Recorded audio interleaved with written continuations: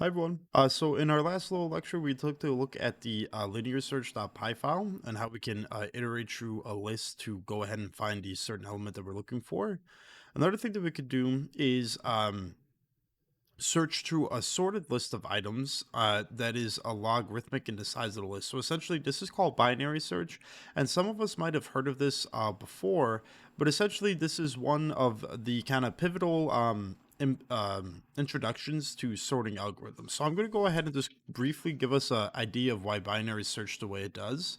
So let's just say that you have a list here, and it is sorted 0, 1, 2, 3, 4. Let's just go up to 10. And, or let's just go up to 9 here. Oops. Excuse me for my drawing.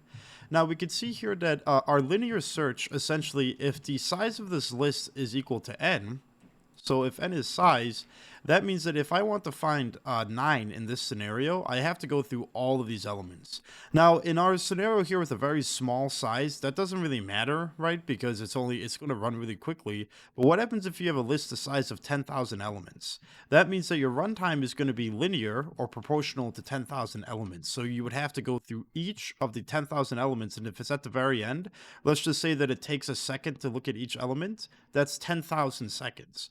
So that is not good. So when we say that we want to go ahead and try to use a logarithmic one, a logarithmic with log base 2 and CS, that essentially kind of halves or reduces greatly the runtime of your thing. So essentially, if we take the log base 2 of n, that will give us a much shorter runtime than what we're usually dealing with. And so essentially, these algorithms such as binary search are created to help solve this issue of these runtimes and how to get them to run a bit more effectively. So now binary search is going to help with our linear search problem.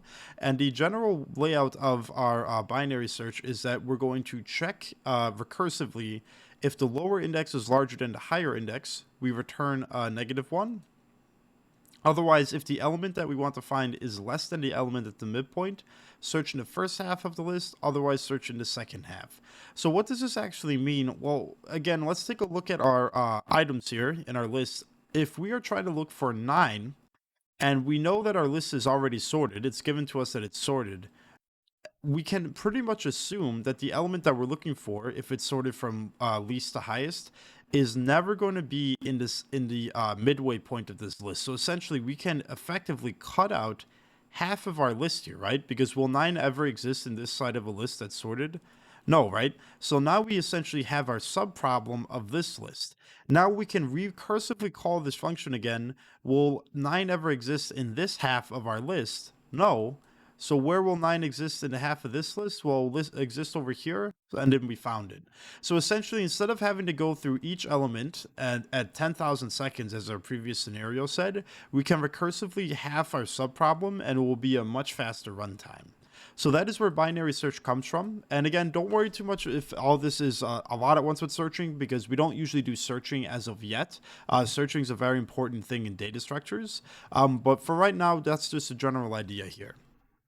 So what we're going to do here is let's actually try to implement this binary search together in our code, and then we could go ahead and look at the iterative solution as well. So I'm going to go ahead and open up this rec binary search template here for us.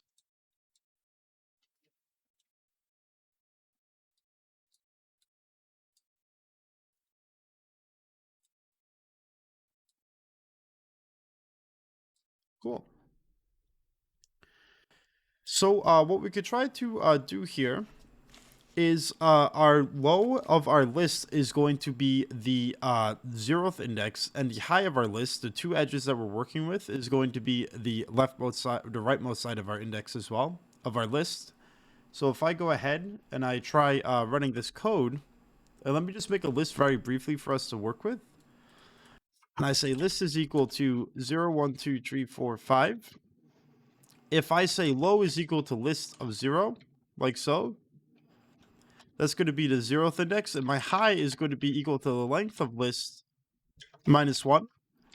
And what will my high be? That's 5. So essentially, high is the rightmost index. So 0, 1, 2, 3, 4, 5. This is high, and then this is low. Low, I'll just put low to be 0 right now as well.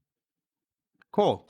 Now we'll see here that I'm going to try to run this code here, and I'm going to keep my nums variable, like, so I'm going to call this nums, and then I'm going to do my rec bin search, or sorry, rec binary search, and what we need to provide is a value that we're looking for, so maybe 4, and then the nums as well.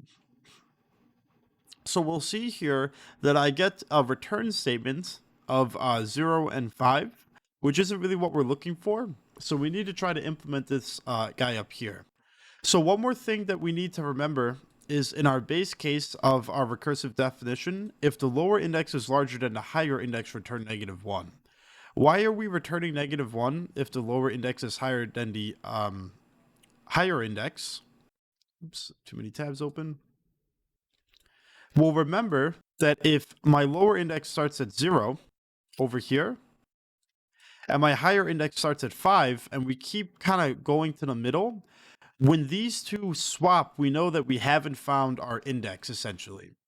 So since low becomes higher than high, and high becomes lower than low, and they are both moving into each other throughout the process of the code, once they swap, we realize that the index isn't present in our code. So we can't return the item. So that's where we return a -1, because usually we return -1 if we don't find it.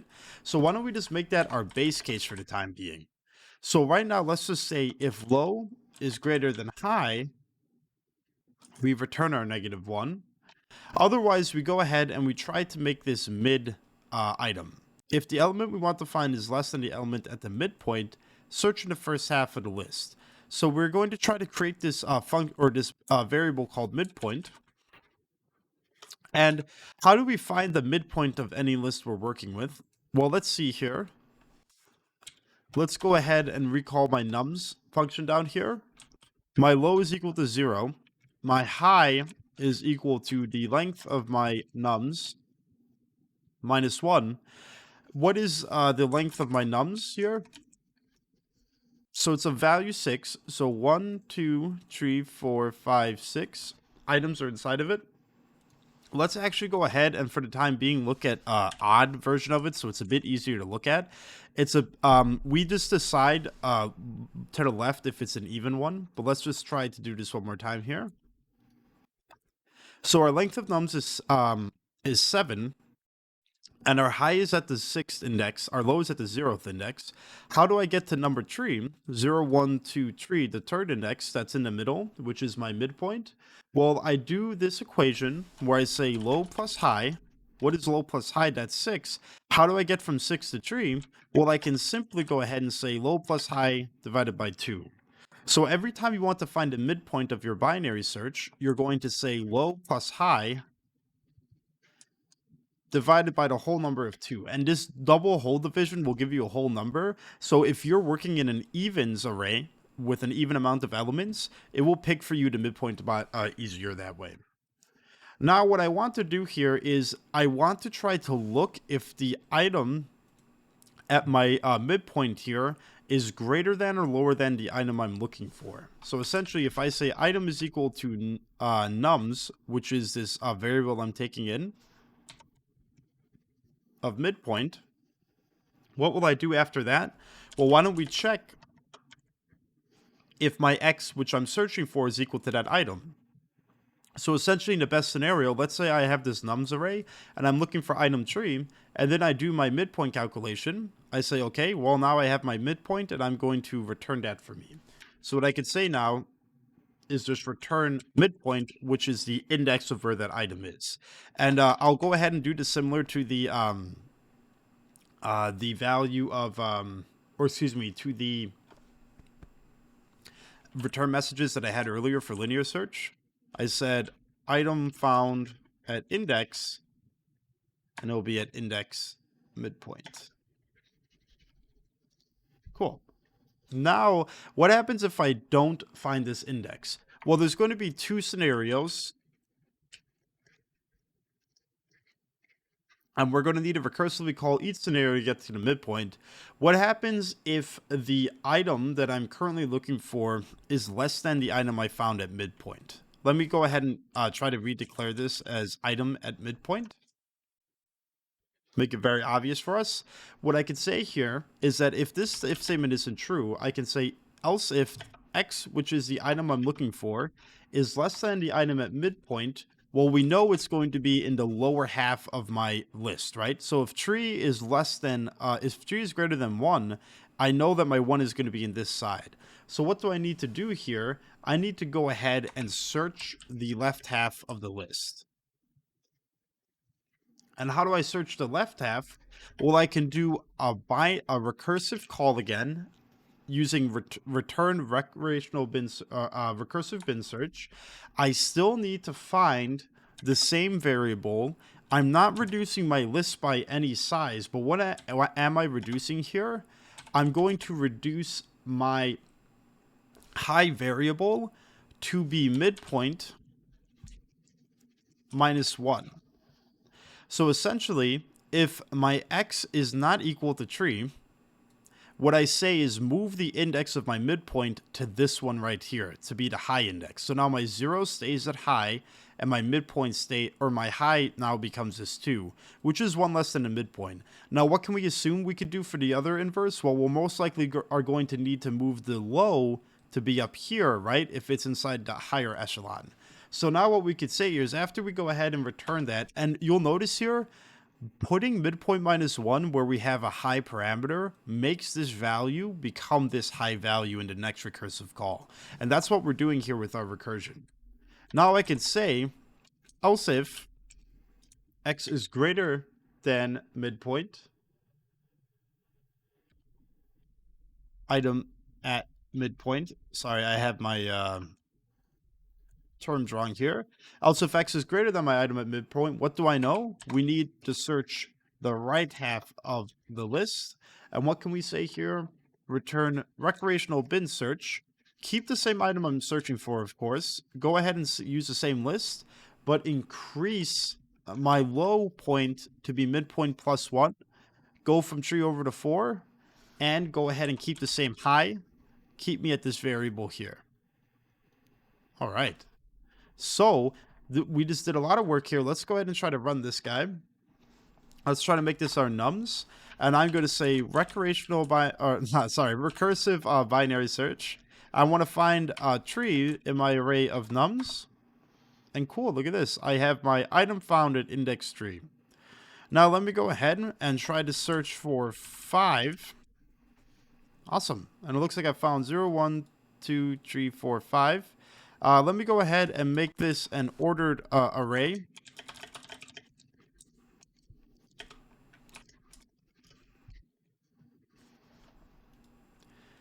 Binary search. Let me try to find a value of 5 in nums. There we go. We found it at 4.